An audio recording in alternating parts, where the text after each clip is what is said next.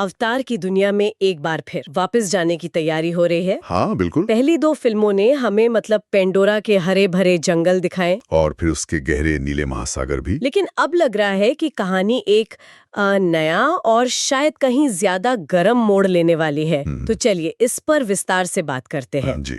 हमारे पास आने वाली तीसरी अवतार फिल्म के बारे में कुछ शुरुआती जानकारी आई है और आज हम इसी के आधार पर ये समझने की कोशिश करेंगे कि कहानी कहाँ जा रही है, कौन से नए चेहरे हमें देखने को मिलेंगे और पेंडोरा का भविष्य असल में कैसा दिख रहा है। हाँ, और आज का मकसद सिर्फ खबरें पढ़ना नहीं है, बल्कि इन जानकारियों के टुकड़ों को जोड़कर एक पूरी तस्वीर बनाने की कोशिश करेंगे। अच्छा। हम ये समझने की कोशिश करेंगे कि ये नई ऐश पीपल जनजाति कौन है और उनकी मौजूदगी जैक सुली और नेतिरी की कहानी को और शायद हमारे पेंडोरा के नजरिए को कैसे हमेशा के लिए बदल सकती है। ठीक है, तो शुरुआत करते हैं। हमें पता है कि कहानी अवतार द वे ऑफ वाटर के ठीक बाद शुरू होती है। हाँ। जेक सुली और नेयातिरी का परिवार मिटकाइना क्लैन मतलब पानी के लोगों के साथ रह रहा है। उन्होंने वहाँ एक तरह से शरण ली हुई है, पर ऐसा लग रहा है कि ये शांति अब खत्म होने वाली है। और यहीं पर कहानी का सबसे बड़ा और मैं कहूँगा चौंकाने वाला मोड़ आता है। वो क्या है? एक नई नावी जनजाति का आगमन होता है जिनका नाम है मंकवन, लेकिन उन्हें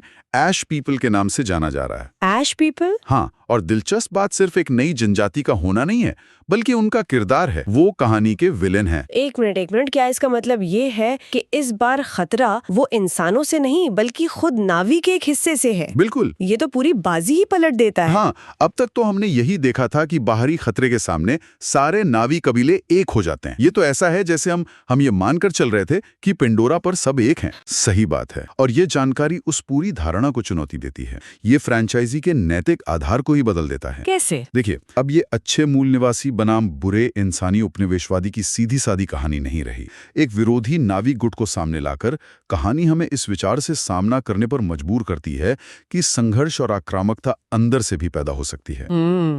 ये पेंडोरा की दुनिया को कहीं ज्यादा जटिल और दुखद रूप से यथार्थवादी बनाता है। और ये ऐश पीपल ये कोई आम जनजाति नहीं है जैसा नाम से लग रहा है। आग और राख से जुड़ी एक उग्र दुनिया के लोग हैं। हाँ। सोचिए जरा, अब तक हमने पेंडोरा को जीवन से भरपूर हरे भरे या नीले रंगों में देखा है, लेकिन अब हमें उसका एक जला हुआ ज्वालामुखी जैसा रूप देखने को मिलेगा। मेरे लिए तो पेंडोरा की पूरी तस्वीर ही बदल गई है। और ये सिर्फ एक नई लोकेशन से कहीं ज्यादा है। ये पेंडोरा की दुनिया में एक पूरी नई सामाजिक और राजनीतिक परत जोड़ता है। अच्छा। अब तक हमने दो संस्कृतियां देखी थी, ओमाटिया जो जंगल में रहती है और मेटकाइना जो पानी से जुड़ी है। हाँ, और दोनों का एवा से एक अलग तरह का जुड़ाव था। बिल्कुल। अब ये तीसरी अग्नि आधारित संस्कृति सामने आ रही है। इससे एक बहुत बड़ा सवाल उठता है, पेंडोरा के अलग अलग कबीलों के बीच रिश्ते असल में कैसे हैं? क्या उनमें हमेशा से एकता रही है या फिर पुराने मतभेद भी हैं जो अब सतह पर आ रहे हैं? और इस ज्वालामुखी वाली दुनिया ने उनकी संस्कृति को कैसा बनाया होगा? मतलब क्या वो ज्यादा कठोर, ज्यादा व्यवहारिक होंगे? यही तो सबसे आकर्षक सवाल है। शायद वो एवा को उस तरह नहीं देखते होंगे जैसे जंगल के नावी देखते हैं। हो सकता है कि उनका जीवन इतना कठिन हो, जहाँ हर दिन जिंदा रहने के लिए लड़ना पड़ता हो, कि उनकी विचारधारा सर्वाइवल ऑफ द फिटेस्ट वाली बन गई हो। वो शायद जेक सुली की शांति और एकता की बातों को एक तरह की कमजोरी की निशानी मानते हो। और इस नई विचारधारा और ताकत का एक चेहरा भी है। हाँ। इस जनजाति की लीडर का नाम है वरांग और कहा जा रहा है कि वो एक शक्तिशाली और भावुक खलनायक है। तो मतलब अब जेक और नेतिरी को एक ऐसी दुश्मन का सामना करना पड़ेगा जो उन्हीं की तरह एक नावी है। वो उनकी तरीके जानती होगी, उनकी ताकत और कमजोरियों को समझती होगी। ये लड़ाई इंसानों से लड़ने जैसी नहीं होगी। बिल्कुल नहीं, ये तो बहुत ज्यादा व्यक्तिगत और मुश्किल होने वाली है। हाँ। क्वारिज जैसे दुश्मन का मकसद साफ था, बदला लेना और इंसानी हितों की रक्षा करना। लेकिन वरांग का मकसद क्या होगा? शायद वो मानती हो कि वो जो कर रही है वही पेंडोरा के लिए सही है। बिल्कुल, और लड़ाइयां अब सिर्फ इंसानों के खिलाफ नहीं, बल्कि पेंडोरा की जमीन पर, जंगली इलाकों में और इन नए अग्निगहन हिस्सों में भी होंगी। मतलब ये सिर्फ एक एक्शन फिल्म नहीं होगी, बल्कि किरदारों के आपसी रिश्तों और विचारधाराओं का टकराव भी दिखाएगी। हाँ, और इस टकराव को पर्दे पर उतारने के लिए किरदारों की जरूरत होगी। और जब हम किरदारों की बात करते हैं तो जो कास्टिंग लिस्ट है वो हमें कुछ बहुत दिलचस्प संकेत देती है। अच्छा, तो कौन कौन वापस आ रहा है? देखिए, सबसे पहले तो सुली परिवार का केंद्र जाहिर है, सैम वर्थिंगटन जेक सुली के किरदार में और जोई सल्दाना नेतिरी के रूप में वापस आ रही हैं। और उनके बच्चे भी। हाँ, उनके साथ उनके बच्चे भी हैं, जिसमें सिगोनी वीवर कीरी के रहस्यमयी किरदार में और बाकी युवा कलाकार भी शामिल हैं।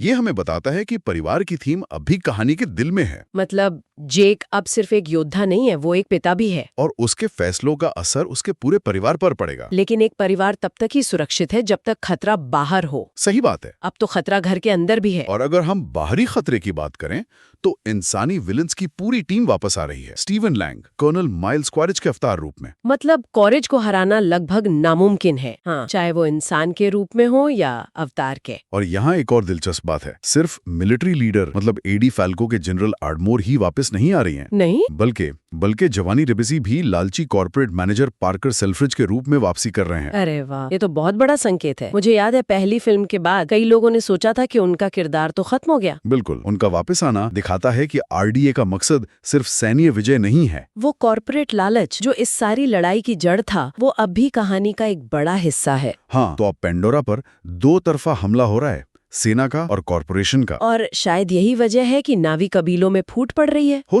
सकता है कि ऐश पीपल का मानना हो कि जेक सुली की नीतियां इंसानों को रोकने में नाकाम रही हैं और अब उन्हें हालात अपने हाथ में लेने होंगे। तो ये एक 3 तरफा संघर्ष बन सकता है। हाँ, जेक का गुट, वरैंग का गुट और इंसान। इन सब पुराने चेहरों के बीच सबसे बड़ी और महत्वपूर्ण एंट्री है नए चेहरे की, ऊना चैपलिन। हाँ, वरैंग यानी ऐश पीपल की लीडर का किरदार ऊना चैपलिन निभा रही हैं। तो मतलब वो इस फिल्म की मुख्य खलनायिका होंगी। और ये एक बहुत ही अहम फैसला है। एक मजबूत नई खलनायिका का होना कहानी को एक नई ऊर्जा देगा। एक महिला नावी को मुख्य विलेन के तौर पर देखना ये काफी ताजा लगेगा। बिल्कुल, कुवारिज का खतरा तो है ही, लेकिन वरैंग के रूप में एक ऐसा दुश्मन होगा जिसकी अपनी विचारधारा, अपनी संस्कृति और अपने लोगों के प्रति जिम्मेदारी होगी। मतलब उसकी प्रेरणा सिर्फ लालच या बदला नहीं होगी। हाँ, जो कहानी को और ज्यादा जटिल बनाती हैं। इसके अलावा डेविड थ्यूलिस भी पेलाक नाम के एक नए नावी पात्र के रूप में जुड़ रहे हैं। तो साफ है कि जहां पुरानी कहानियां आगे बढ़ेंगी, वहीं पूरे तरह से एक नया संघर्ष भी शुरू होगा। का मध्य भाग है।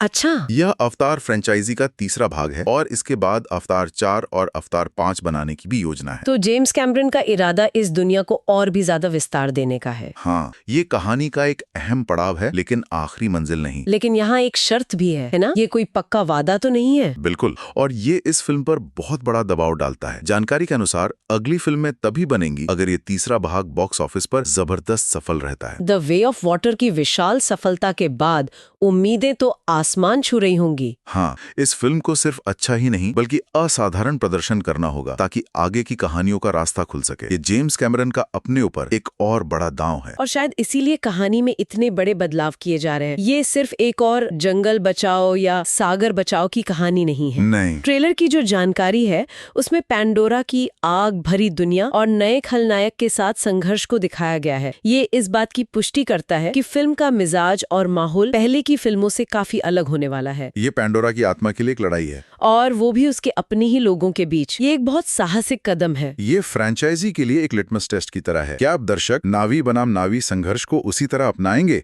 जैसे उन्होंने नावी बनाम इंसान के संघर्ष को अपनाया था? क्या वो एक ऐसे नावी किरदार से नफरत कर पाएंगे जिसे शायद खुद पर यकीन है कि वो सही है? बिल्कुल, अगर जवाब हाँ है तो ये आगे की फिल्मों के लिए अनगिनत संभावनाओं के दरवाजे खोल देगा। हम पैंडोरा के और भी कबीलों, उनकी संस्कृतियों और उनके आपसी मतभेदों को देख सकते हैं। तब पैंडोरा सिर्फ एक ग्रह नहीं बल्कि एक पूरी दुनिया बन जाएगा जिसके अपनी राजनीति और इतिहास है। सही कहा। लेकिन क्या इसमें खतरा नहीं है? अब तक दर्शक नावी को एक हीरो की तरह देखते आए हैं। क्या उन्हें एक बुरे नावी कबीले से जुड़ने में मुश्किल नहीं होगी? ये एक बहुत अच्छा सवाल है। कहीं ऐसा तो नहीं कि दर्शक कहानी के नैतिक केंद्र को लेकर भ्रमित हो जाएं? और यही इस फिल्म की सबसे बड़ी चुनौती और सबसे बड़ा अवसर है।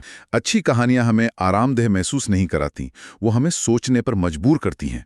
अगर फिल्म वरांग और ऐश पीपल को सिर्फ बुरा दिखाने की बजाय उनकी प्रेरणाओं को ठीक से समझा पाती है कि वो ऐसे क्यों बने, उनका दर्द क्या है, उनका डर क्या है, तो दर्शक शायद उनसे जुड़ पाएं, भले ही वो उनके कामों से सहमत ना हो। यही एक अच्छे विलेन की निशानी होती है। बिल्कुल, वे अपनी कहानी के हीरो होते हैं। तो कुल मिलाकर जो जानकारी हमारे पास है वो एक बहुत ही रोमांचक और जटिल तस्वीर पेश करती है। हाँ, एक नई आग उगलने वाली नावी जनजाति, एक ताकतवर नई दुश्मन और एक ऐसा संघर्ष जो पूरे पेंडोरा के भविष्य को दांव पर लगा देगा। और ये हमें एक बहुत गहरे विचार के साथ छोड़ जाता है। वो क्या है? देखिए, स्रोत बताते हैं कि ऐश पीपल एक उग्र और खतरनाक जनजाति है, लेकिन सोचने वाली बात यह है कि इतिहास हमेशा विजेताओं द्वारा लिखा जाता है। हाँ, ये तो है। हम ये कहानी जेक सुली के नजरिए से देख रहे हैं। क्या हो अगर ऐश पीपल खुद को खलनायक नहीं बल्कि पेंडोरा का सच्चा रक्षक मानते हो? अच्छा। क्या हो अगर वो मानते हो कि जंगल और पानी के नावी आइवा के साथ अपने शांतिपूर्ण रिश्ते में इतने डूब गए हैं कि वो असल खतरे का सामना करने की क्रूर सच्चाई को देख ही नहीं पा रहे? और ये कि सिर्फ उनकी आग ही पेंडोरा को बचा सकती है। हाँ, ये सवाल इस कहानी को सिर्फ एक एक्शन फिल्म से उठाकर